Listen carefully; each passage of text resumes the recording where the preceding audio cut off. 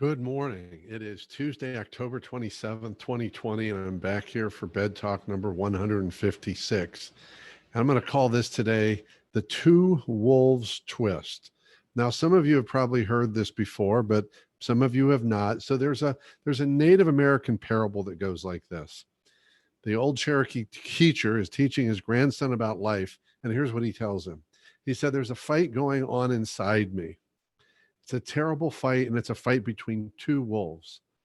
One of the wolves is evil. He's angry, he's envious, he's filled with sorrow and regret and greed and arrogance, self-pity, guilt, resentment, inferiority, lies, false pride, superiority, and ego." And then he goes on and says the other wolf is good. This wolf is about joy and peace and love and hope, serenity, humility, kindness, benevolence, empathy, generosity, truth, compassion, and faith. And he said, this fight is going on inside of me and you and inside every other person.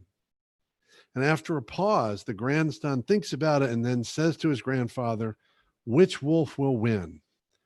And the old Cherokee simply replied, the one you feed, the one you feed. And that's really great wisdom. And I think so often we miss the opportunity and we don't realize that we're feeding the wolf that drives our life that we don't want to drive our life, or fueling the experience that we don't want to have, because we fuel it. We fuel it with our own words and our thoughts.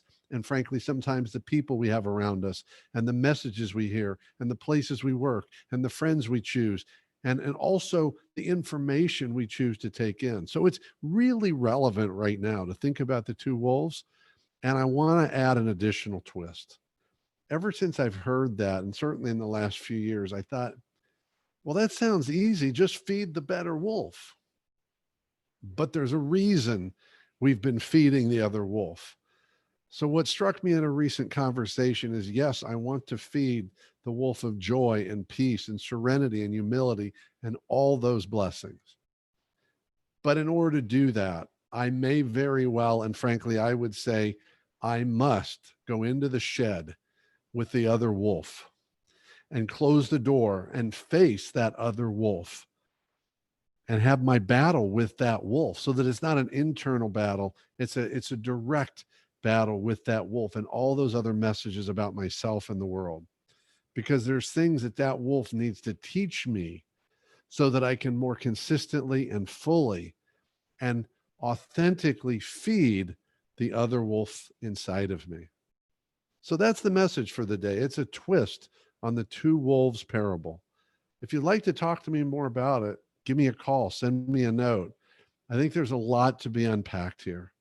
Keep taking care of yourself and everyone around you. By all means, stay connected.